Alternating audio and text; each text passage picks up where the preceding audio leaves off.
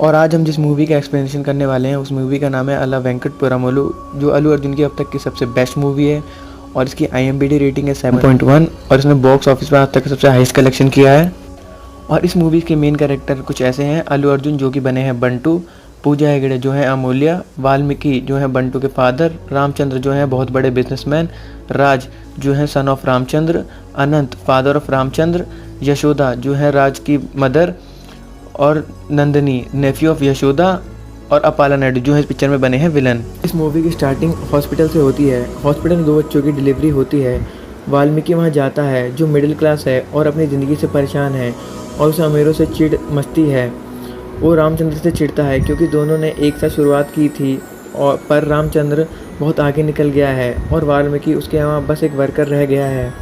वो इस बात से बहुत चिढ़ता था। रामचंद्र को लड़का होता है, वह स्पेशल वार्ड में था।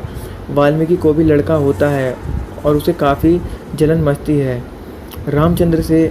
और जब डॉक्टर नर्स को खून साफ़ करने के लिए देता है रामचंद्र के बेटे को, तो साफ़ करने के बाद बॉडी में कोई मूवमेंट नहीं हो रही थी और ये देखकर नर्स डर जाती है। नर्स बहुत कोशिश करती है लेकिन कुछ भी नहीं हो रहा था। वो नीचे जाती है फ़ोन करके रामचंद्र को सब कुछ बताने। वाल्मीकि फ़ोन पे बात कर रहा था और नर्स उसे पूरी बात बताती है कि रामचंद्र का बेबी मर गया है और वो कहती है अगर हॉस्पिटल में बताया तो सब मुझे फंसा देंगे। तभी वाल्मीकि फ़ोन काटता है। तब उसे आइडिया आता है और नर्स को बोलता है रामचंद्र को बताने की कोई ज़रूरत नहीं है, मैं अपने बच्चे की कुर्बानी दे देता हूँ, जाओ रामचंद्र के वार्ड में मेरा बच्चा रख दो। नर्स कहती है आपकी बीवी का क्या होगा, और वाल्मीकि कहता है वो हम सह लेंगे, और नर्स को ज़बरदस्ती अपने वार्ड में ले जाता है और अपने बेबी उठाता है और नर्स को देता है। नर्स को कुछ समझ नहीं आ रहा था और रामचंद्र के वार्ड में अपना देता है और जब वो लेके आ रहे थे रामचंद्र का बेबी अचानक उठ जाता है बिजली की आवाज़ से और नर्स हैरान हो जाती है और रामचंद्र का बेबी वापस वहाँ रखने को कहती है। वाल्मीकि मना करता है, कहता है ये वहाँ क्यों नहीं उठा, ये अनलकी है। और नर्स कहती है ये बहुत गलत होगा और बहुत बहस के बाद वाल्मीकि नर्स को धक्का दे देता है और नर्स नीचे गिर जाती है और वाल्मीकि के पैर में भी चोट लग जाती है। रामचंद्र आता है, वो वाल्मीकि को कहता है क्या हुआ तुम्हें, लड़का या लड़की? तभी वाल्मीकि कहता है लड़का और रामचंद्र हंसता है और कहता है मुझे भी, और दोनों अपने बेबी को लेकर चले जाते हैं एक कार से और एक ऑटो से। वाल्मीकि को खुशी थी कि उसका बेटा अच्छी ज़िंदगी जिएगा। कुछ दिनों बाद रामचंद्र के यहाँ नामकरण का प्रोग्राम था। वो अपने बेटे का नाम राज रखता है। वाल्मीकि खुश हो जाता है और जब वाल्मीकि के यहाँ नामकरण का प्रोग्राम होता है तो वो अपने बेटे का नाम बंटू रखता है और सब हैरान हो जाते हैं। पंडित उठ के चले जाता है और कहता है तुम्हें कोई और अच्छा नाम नहीं मिला, और वाल्मीकि हंसता है। 5 साल बाद वाल्मीकि रामचंद्र के घर जाता है। रामचंद्र के बेटे राज को 97 मार्क्स मिले होते हैं। वाल्मीकि खुश हो जाता है। वो अपने घर जाता है। बंटू को 98 मिले थे। वाल्मीकि कहता है 100 क्यों नहीं आए, डांट के वहाँ से चले जाता है। बंटू उदास खड़ा हो जाता है। उसकी माँ उसे समझाती है। 20 साल बाद वाल्मीकि सपना देखता है कि बंटू को सब कुछ सच पता चल गया है। वो अपने घर में ऐश की ज़िंदगी जी रहा था। जैसे ही वो उठता है उसे अच्छा लगता है कि अच्छा हुआ ये सपना ही था। वो बंटू के पास जाता है। बंटू सोते हुए खुश था। वाल्मीकि से देखा नहीं गया और वह उसे उठा देता है और अचार लाने को भेज देता है। बस स्टैंड में वाल्मीकि रामचंद्र के घर जाता है राज की नज़र उतारने के लिए। पम्पकिन चाहिए था। वो बंटू को फ़ोन करता है और पम्पकिन लाने को कहता है। बंटू ऑटो में ले जाता है पम्पकिन। उसे गुस्सा आता है और वो रामचंद्र के घर जाने की कोशिश करता है। वाल्मीकि रोक देता है। बंटू कहता है आप मुझे कभी इस घर में क्यों नहीं जाने देते, और वाल्मीकि कहता है यहाँ लूजर्स नहीं जा सकते। उसे भगा देता है। वाल्मीकि अपने घर में कहता है बंटू से कि आज नौकरी लगी जानी चाहिए हर हालत में। बंटू कहता है ठीक है, और जब वो बाहर जाता है उसकी बहन भी आती है और कुछ गुंडे उसकी चुन्नी खींचकर भाग जाते हैं और बंटू कहता है रिलैक्स, और वो अपनी बहन को पैसे देता है नई चुन्नी के लिए। उसकी बहन कहती है वो मेरी चुन्नी खींचकर भाग गए और आपने कुछ भी नहीं किया। बंटू कहता है और ये आम बात है, और जैसे ही उसकी बहन जाती है बंटू किलर लुक देता है। वो जाता है उन गुंडों के पीछे और उन्हें बहुत स्टाइल से मारता है। Daddy got me feeling like I'm always on the right side. When I fell in love, I said I'm ready to surrender. Never stepping free, he got me cruising on the rough ride. He ain't always right. He ain't always right.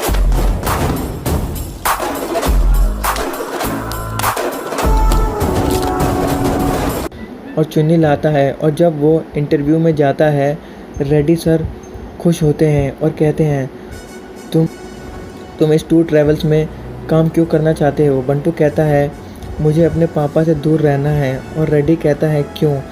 फिर song चलता है और Reddy sir कहते हैं कि तुम्हें आगे पढ़ाई क्यों नहीं की। और फिर बंटू फ्लैशबैक बताता है और जिसमें उसकी माँ वाल्मीकि से कहती है कि बंटू को स्कॉलरशिप मिली है, वो अच्छे कॉलेज में पढ़ सकता है।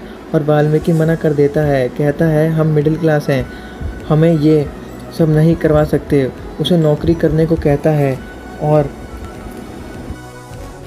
ऑफिस सीन में रेड्डी कहता है ऐसे पापा को तो जान से ही मार देना चाहिए। रेड्डी कहता है लोगों के सपने होते हैं, बैंकों क्या बढ़िया कार, और तुम्हें बस एक बाइक चाहिए। और फ्लैशबैक बंटू कहता है अपने पापा वाल्मीकि से कि एक बाइक दिलवा दो। वाल्मीकि कहता है बाइक नहीं दिलवा सकता, अगर ज़्यादा दिक्कत हो तो मेरा स्कूटर ले जाओ कभी कभी। और बंटू गुस्से में अपने पापा को कस कर गले लगा लेता है। रेड्डी कहता है तुम्हें एचआर के साइन लेने पड़ेंगे अगर तुम्हें जॉब चाहिए तो। और जब बंटू एचआर के रूम में जाता है और एचआर उनमें से एक जो उसकी बहन की चुन्नी लेकर भाग गया था, बंटू ने बहुत मारा था। और एचआर से पहले बंटू उससे उल्टा करता है, कहता है मुझे नौकरी की बहुत ज़रूरत है प्लीज़ मुझे नौकरी दे दो। पैर पकड़ता हूँ। और एचआर साइन कर देता है। रेड्डी हैरान हो जाता है कि एचआर ने साइन कैसे कर दिए। वह नीचे जा रहा था लिफ्ट से और जैसे ही वो आता है उसे पूजा हेगड़े एज अमूल्य दिखती है। और बंटू बस उसकी टांग देख रहा था और अमूल्य सवाल पूछती है कि तुम कौन से डिपार्टमेंट में काम करते हो। तब बंटू उसकी टांग ही देख रहा था और कहता है ट्रैवल गाइड। अमूल्य कहती है आज तक तुम्हें देखा नहीं। बंटू कहता है आज पहला दिन है। और वो भी उसके साथ लिफ्ट में ऊपर चले जाता है और रेड्डी को बताता है उसे बहुत अच्छी लड़की दिखी, शायद वो यहाँ रिसेप्शनिस्ट होगी। रेड्डी कहता है आ ही गए हो तो बॉस से मिल लो। और बंटू बॉस के ऑफिस जाता है और वो अमूल्य ही होती है।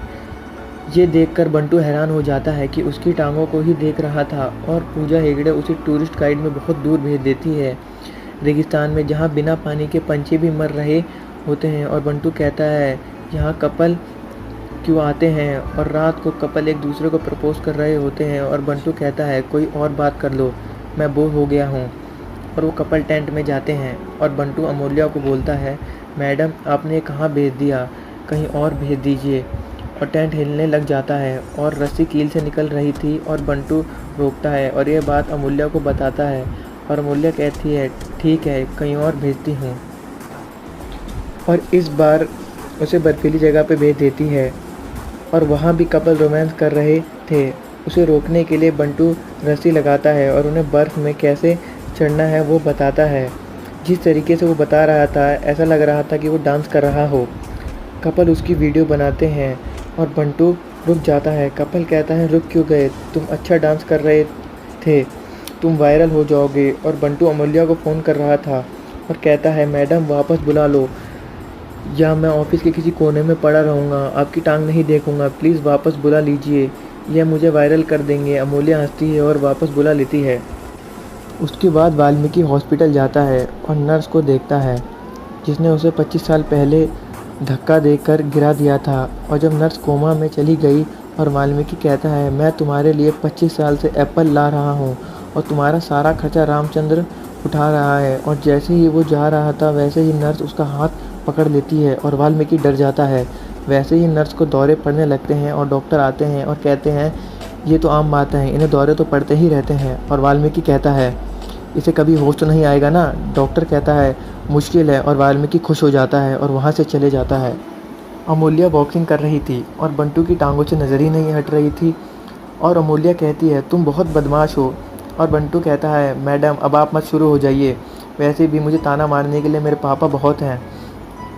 वैसे ही अमूल्य कहती है अगर हार्ड वर्क करोगे तो सक्सेस हो जाओगे, होगे तो तुम्हारे पापा कुछ नहीं बोलेंगे। और बंटू कहता है मैडम आप पैंट या पूरे कपड़े पहना कीजिए, आपको देखकर मुझे कंट्रोल ही नहीं होता। और पूजा हेगड़े उसके सिर पर बुक रखती है और कहती है, अब हमेशा तुम मेरी आंखों में देखकर ही बात करना, और स्माइल देकर चली जाती है। बंटू बैठकर अमूल्या के बारे में ही सोच रहा होता है। रेड्डी कहता है, वो तेरे से कभी प्यार नहीं करेगी। रामचंद्र अपने बेटे को अपला नायडू के बारे में बताता है कि वो बहुत बड़ा गुंडा है और बहुत अमीर है, और उसके बेटे को हमारी कंपनी चाहिए और वो ख़रीदना चाहता है, उसे मना कर देना। और राज कुछ भी नहीं कहता है, और मीटिंग वाले दिन अपला नायडू का बेटा धमकी देता है और कंपनी बेचने को कहता है, और रामचंद्र ब्लूटूथ से बहुत मना करता है और राज को नो बोलने को कहता है, लेकिन राज बोल ही नहीं पाता और रामचंद्र खुद ही वीडियो कॉल के थ्रू आता है और मना कर देता है। ऑफिस से जाने को कहता है और अपला नायडू का बेटा उसे गुस्से में देखता है और राज को और वहाँ से चले जाता है। रामचंद्र होटल में बैठा था और वो कहता है, कमाल है, आजकल के यंगस्टर किसी को ना भी नहीं कह पाते। और उसी होटल में अमूल्या और बंटू आते हैं और अमूल्या कहती है, यह बहुत बड़े फाइनेंसर हैं, हम चाहते हैं हमारी कंपनी में इन्वेस्ट करें और तुम प्लीज़ कोई प्रॉब्लम खड़ी मत करना। और जब फाइनेंसर के साथ अमूल्या की मीटिंग चल रही थी तो रामचंद्र भी उनकी बातें सुन रहा था। फाइनेंसर अमूल्या की कंपनी खरीदने की बात करता है और वो कंपनी खरीदना चाहता है और वो उसे धमकी देता है और अमूल्या कुछ नहीं कर पाती है। बंटू को गुस्सा आता है, वह एक एक करके फाइनेंसर के सभी गुंडों को मारना स्टार्ट कर देता है और उसे मारने की धमकी भी देता है। और तब बंटू अमूल्या को लेकर वहाँ से चले जाता है और ये सब देख के रामचंद्र बहुत ही इम्प्रेस हो जाता है। और रामचंद्र अपने पापा को बताता है कि मैंने आज एक ऐसा लड़का देखा जो बिल्कुल मेरी तरह था, एकदम बिंदास, निडर। और कहता है, एक तरफ मेरे बेटा जो बिल्कुल मेरे से अलग है, उसे मैं बिल्कुल समझ नहीं पाता। और यशोदा आती है जो राज की माँ होती है और वह गुस्से में कहती है, अपने बेटे को दूसरों से कंपेयर करना बंद कर दो, और गुस्से में वहाँ से चली जाती है। अमूल्या साड़ी पहनकर अपने पापा के साथ जा रही थी और उसके पापा ने उसे ये नहीं बताया था कि वो लड़का देखने जा रहे हैं। दूसरी तरफ राज की गर्लफ्रेंड जो यशोदा के भाई की बेटी थी, राज से कहती है, तुम्हारे अंदर इतनी भी हिम्मत नहीं कि तुम अपने पापा को बता पाओ कि हम दोनों एक दूसरे से प्यार करते हैं, और उसके सामने रिंग का बॉक्स फेंक कर चली जाती है। दूसरी तरफ अमूल्या के डैड रामचंद्र के बेटे से ही रिश्ता करने आए थे और अमूल्या को यह देखकर बुरा लगता है और राज गुस्से में आता है और उसे पता ही नहीं चलता, वो उसी टेबल पर रिंग का बॉक्स रख के चले जाता है। अमूल्या के पापा कहते हैं, जब लड़का तैयार है रिश्ते के लिए और रिंग भी लाया है, एंगेजमेंट कर देते हैं। और उसके पापा अमूल्या की ज़बरदस्ती एंगेजमेंट करवा देते हैं। और तब भी बंटी आता है और उसे देखकर बुरा लगता है कि अमूल्या ने एंगेजमेंट कर ली, और वह कहता है, सही हुआ। और वाल्मीकि कहता है, तुम यहाँ क्यों आए हो, यहाँ तुम्हारी कोई ज़रूरत नहीं। अमूल्या बंटू से कहती है कि तुम्हारी वजह से मेरी एंगेजमेंट राज के साथ हो गई ना, तुम फाइनेंस के गार्ड्स को मारते और ना ही रामचंद्र अंकल तुमसे इम्प्रेस होते और ना ही मेरी एंगेजमेंट होती। तुम्हारी वजह से आज हम पुलिस स्टेशन में भी हैं। फाइनेंसर ने तुम पर केस कर दिया है और पुलिस वाला आता है और फाइनेंसर कहता है, इसने मेरे आदमियों को मारा। और बंटू कहता है, इसने अमूल्या को धमकी क्यों दी। पुलिस वाला कहता है कि तो केस तो फाइनेंस पे बनता है और उसने एक लड़की को धमकी कैसे दी। और फाइनेंसर बात ख़त्म करने को कहता है ये तो इतना बोला है, ये मेरे गार्ड्स को कैसे मार सकता है। और बंटू उसके बाद उसके एक और गार्ड को मारता है और पुलिस वाला नहीं देख पाता और वह नीचे पेपर उठाता है और पुलिस वाला गार्ड को देखकर कहता है, तुम वहाँ कैसे पहुँचे। और बंटू कहता है, मैंने मारा। और पुलिस वाला यकीन नहीं करता है और फाइनेंसर भाग जाता है। और बंटू कहता है पुलिस वाले से कि मैंने ही इसे मारा है। नहीं, पुलिस वाला यकीन नहीं करता और अमूल्या बंटी को पकड़कर ले जाती है। और अमूल्या कहती है, ज़्यादा सच बोलने की ज़रूरत नहीं है वरना तुम्हें जेल हो जाएगी। और बंटू कहता है, मैं कभी झूठ नहीं बोलता। और अमूल्या उसके कंधे पर सर रखती है और कहती है कि तुम मुझे मैम नहीं अमूल्या बुलाओ, मैडम नहीं। और फिर कहती है, अमू बुलाओ। और बंटू कहता है, थोड़ा टाइम लगेगा लेकिन हो जाएगा। कैरी दूर से देख के कहता है, मैं तो पहले से ही कह रहा था ये तुमसे प्यार करती है। अब हमें रामचंद्र को जाके बताना पड़ेगा कि तुम उसके बेटे से शादी नहीं कर सकती। और अमूल्या कहती है, मैं अकेले नहीं जाऊंगी, तुम भी मेरे साथ चलो। फिर अपला नायडू रामचंद्र से मिलने उसके ऑफिस में आता है और कहता है, तेरी इतनी हिम्मत, तूने मेरे बेटे को मना किया। और उसे अपने छाते के पिछले हिस्से से मार के चले जाता है। वैसे ही बंटू और अमूल्या आते हैं रामचंद्र के ऑफिस। तो बंटू हैरान हो जाता है और तेज़ी में उन्हें उठाता है और हॉस्पिटल ले जाता है। लेकिन अपला नायडू ने सारे लिफ्ट बंद करवा दिए होते हैं, तो वो ग्लास साफ़ करने वाली क्रेन से नीचे उतरता है और अपला नायडू कहता है, कुछ भी कर लो, रामचंद्र नहीं बचेगा। और उसे हॉस्पिटल ले जाते हैं और हॉस्पिटल में नर्स रामचंद्र को देखती है और बंटू को अपने पास बुलाती है और कहती है, तुम तो रामचंद्र के ही बेटे हो ना? बंटू कहता है, नहीं, मैं वाल्मीकि का बेटा हूँ। और नर्स कहती है, नहीं, तुम्हारे पापा रामचंद्र हैं। और बंटू को यकीन नहीं होता है। नर्स बंटू को थप्पड़ मारती है और सारी बात बताती है और नर्स मर जाती है। और बंटू यशोदा को ही देख रहा था और वो रामचंद्र को भी देख रहा था और उसे बहुत हैरानी होती है। और रिसेप्शन में यशोदा का भाई बिल बनवा रहा था। टोटल खर्चा 2 लाख का आता है और वो 10 लाख का बिल बनवाता है। और बंटू कहता है, ये गलत है। और वो कहता है, तू अपने काम से काम रख। वाल्मीकि आता है, वो नर्स को देखता है और डॉक्टर से पूछता है, इसे क्या हुआ? और डॉक्टर कहता है, इनकी डेथ हो गई। और वाल्मीकि चैन की सांस लेता है।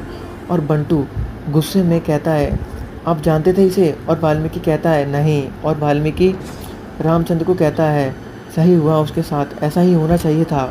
और बंटू वाल्मीकि को थप्पड़ मारता है और दोनों स्कूटर पे जा रहे थे। और वाल्मीकि जाते जाते कहता है, तूने अपने पापा को मारा। और बंटू साइड में जाता है। वाल्मीकि आता है और बोलता है, बता, तूने अपने पापा को मारा उससे घटिया रामचंद्र के लिए चक्कर में? और बंटू कहता है, तुम मेरे पापा नहीं हो। और वाल्मीकि हैरान हो जाता है और कहता है, उस नर्स की बातों में तुम्हें भरोसा नहीं करना चाहिए। और बंटू कहता है, मैंने तो नर्स का नाम भी नहीं लिया, मेरे पापा से अलग कर दिया सिर्फ इसलिए क्योंकि वो तुमसे आगे थे। वाल्मीकि कहता है और उसे बहुत प्यार से कहता है कि अब कुछ नहीं कर सकते, तुम रामचंद्र को सच बता दोगे। बंटू कहता है, नहीं, मैंने कभी सच नहीं बता पाऊंगा। अगर मैंने सच बता दिया तो उनके दिल पे क्या बीतेगी। और वाल्मीकि चैन की सांस लेता है। और जब बंटू और वाल्मीकि खाना खा रहे थे तब बंटू उसे धमकी देता है कि मुझे रामचंद्र के घर जाना है कैसे भी। और वाल्मीकि मना कर देता है, बोलता है, तेरी औकात नहीं है वहाँ जाने की, तू नहीं जा सकता। और बंटू कहता है, चैलेंज देता हूँ, कल उस घर में ज़रूर जाऊँगा। डॉक्टर रामचंद्र के पापा को देख रहा था और उसे अपना बीपी कंट्रोल करने को कहता है। और दोनों की बहस हो जाती है। और रामचंद्र के पापा वाल्मीकि को बोलते हैं, तुम्हारा बेटा कहाँ है? उसे हम लोग थैंक यू भी नहीं बोल पाए। वाल्मीकि कहता है, वो बहुत काम करता है। और तभी डॉक्टर को एक फ़ोटो मैसेज आता है जिसमें उसने डॉक्टर के बेटे को चाकू पे किडनैप कर रखा होता है। और डॉक्टर वाल्मीकि को कहता है, तुम्हारा बेटा कहाँ है? वाल्मीकि कहता है, ऑफिस में होगा। और डॉक्टर कहता है, उसे अपने यहाँ बुलाओ, मुझे मिलना है उससे। रामचंद्र के पापा भी कहते हैं कि हाँ, उसे यहाँ बुलाओ, अपने बेटे को थैंक यू बोलना है, कह देंगे। और वाल्मीकि घबराते हुए कहता है, मेरा फ़ोन स्विच ऑफ है। और डॉक्टर कहता है, नंबर दे दो, हम कॉल कर लेंगे। फिर वाल्मीकि कहता है, नहीं, फ़ोन चालू हो गया। और चुपके से बाहर जाता है और कहता है, यहाँ मत आना, कुछ भी हो जाए। बंटू वहीं बैठा होता है और वाल्मीकि बहुत रोकता है पर वो घर में आ जाता है, लेकिन वह अंदर आ जाता है। और डॉक्टर कहता है, मेरा बेटा ठीक है ना? बंटू कहता है, अगर तुमने घर वालों को ठगने की कोशिश करी तो तुम्हारा बेटा गया। और रामचंद्र के पापा कहते हैं, बेटा, तुम्हारी वजह से आज मेरा बेटा ज़िंदा है और उसकी जान बची है। बंटू कहता है, हाँ, कोई बात नहीं अंकल। और रामचंद्र के पापा कहते हैं, बेटा, तुम जॉब कहाँ करते हो? तो पूछता है कि तुम काम कहाँ करते हो? वो बोलता है, अमूल्या के यहाँ 25,000 रुपये मिलते हैं। रामचंद्र का बाप बोलता है, हमारे यहाँ काम करो, 50,000 रुपये मिलेंगे। और वो बहुत खुश हो जाता है। पर वाल्मीकि मना कर दे कि बहुत कोशिश करता है पर कोई उसकी सुनता ही नहीं है। फिर यशोदा का भाई वहाँ आता है और पूछता है, ये यहाँ क्या कर रहा है? तो रामचंद्र का बाप बोलता है, इसे हमने अपने यहाँ नौकरी पर रख लिया है 50,000 रुपये में। अपला नायडू हमारी कंपनी को खरीदना चाहता है और उसने मुझे वहाँ पे बुलाया है और तुम भी चलो। पर वो लोग बंटू को बाहर ही रोक देते हैं और वो रामचंद्र के बाप को बहुत ही मारते हैं। पर जैसे ही बंटू को ये सब पता चलता है, वो उन सभी गुंडों को बहुत स्टाइल से मारता है।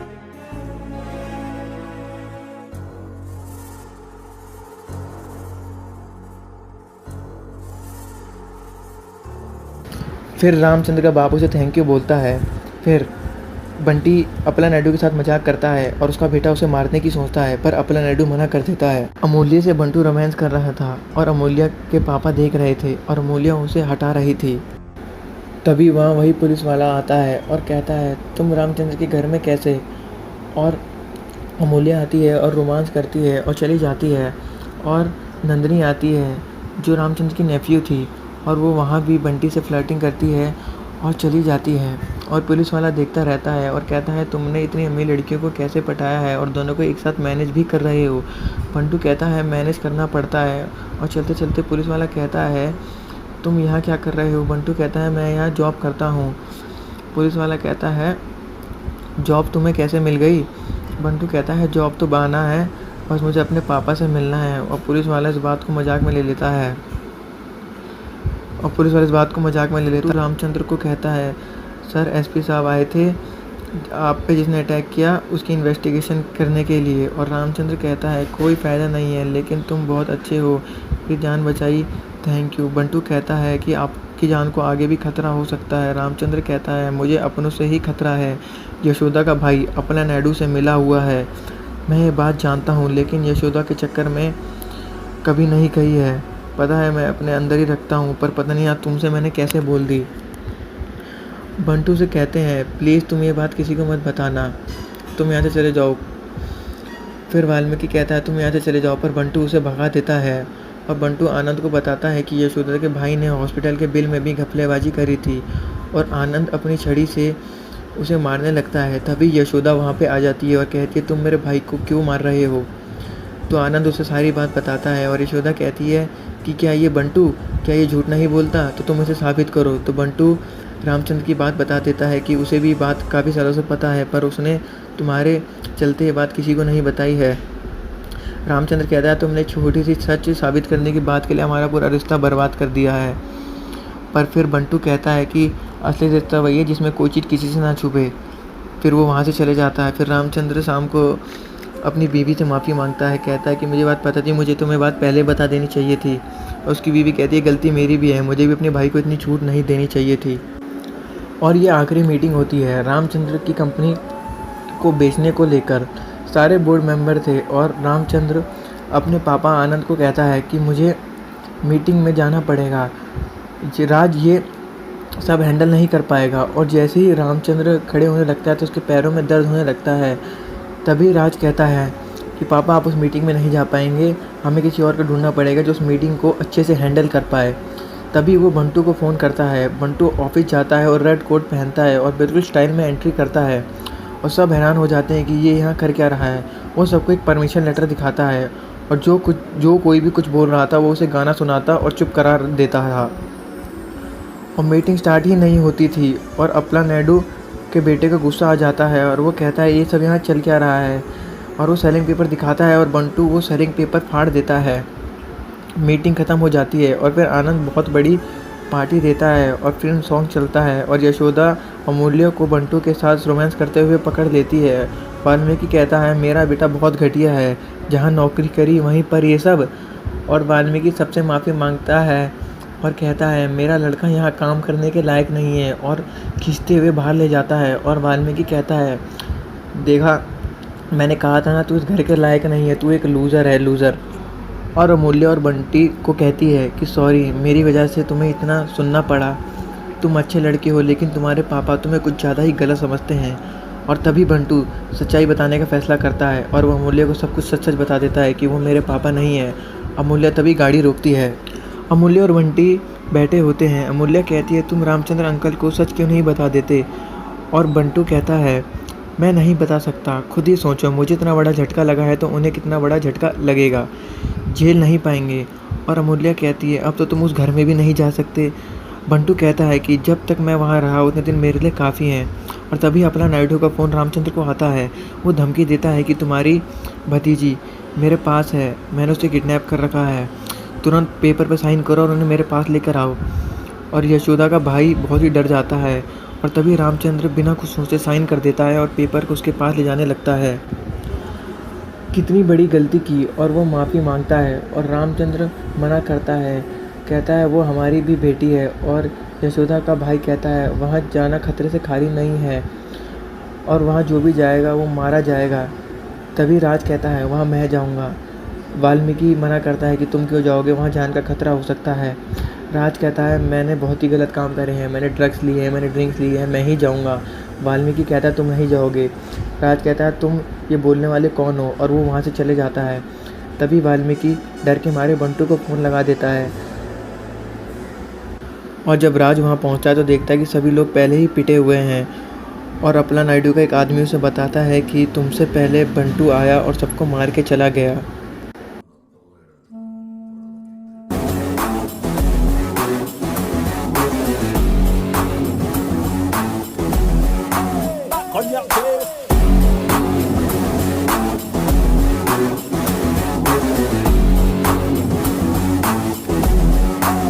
और नंदिनी को भी बचा के लेके चला गया।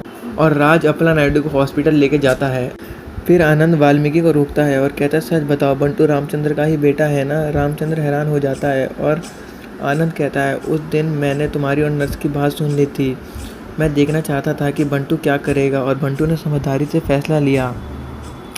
आनंद वाल्मीकि मना करता है और बंटू मना करता है कि नहीं ऐसा मत कीजिए, पर आनंद उसे मारने लगता है। फिर बंटू कहता है कि 25 साल पहले इनकी गलती की सज़ा मिल गई है। जब इन्होंने नर्स को धक्का दिया था तब इनकी भी टांग टूट गई थी। और रामचंद्र रोते हुए कहता है, तुमने ये बात मुझे पहले क्यों नहीं बताई थी? बंटू कहता है, शांत हो जाइए पापा। ये सुनकर रामचंद्र बहुत ही इमोशनल हो जाता है। वो कहता है, एक और बार मुझे पापा बोलना। फिर वो कहता है, ये सब चीज़ें ठीक हो जाएंगी। तभी वो कहता है, चलो तुम्हारी माँ को चल के असलियत बताते हैं। वो कहता है, नहीं, 25 साल पहले जो गलती वाल्मीकि ने की थी वो गलती आज अब दोबारा मत कीजिए, 2 माओं को उनके बेटों से अलग करके। फिर यशोदा वहाँ आ जाती है और वो सबके सामने ये कहती है कि अब हमें ये कंपनी बंटू के ही नाम कर देनी चाहिए क्योंकि वही इसे बचा के लाया है। बंटू मना करता है, नहीं नहीं, इसकी कोई ज़रूरत नहीं है। और यशोदा कहती है, तुम भी मेरे बेटे जैसे ही हो और तुम इस कंपनी के पूरे हकदार हो। और यशोदा वाल्मीकि को कहती है कि तुम मेरे बेटे को अपने बेटे जैसा ही बना दो और यही उसके लिए सबसे अच्छा रहेगा। जब तक ये सुधर नहीं जाता ये तुम्हारे साथ ही रहेगा। वाल्मीकि निराश हो जाता है और यशोदा कहती है, बंटू यहीं रहेगा हमारे साथ। रामचंद्र कहता है, जैसा तुम कहो वैसा ही होगा। वाल्मीकि राज को कहता है कि बेटा तुम जल्दी से सुधर जाओ कि तुम वापस वहाँ जा सको। राज कहता है, नहीं अंकल, ये जगह बहुत बढ़िया है, मैं यहाँ पे आराम से दारू पी सकता हूँ और ऐश की ज़िंदगी जी सकता हूँ। और आंटी खाना भी अच्छा बनाती हैं, वहाँ मुझे घुटन सी होती थी, हर चीज़ पे रोक टोक थी। और तभी वाल्मीकि बहुत परेशान हो जाता है और दूसरी तरफ बंटू पूरी ऐश और आराम की ज़िंदगी जीने लगता है।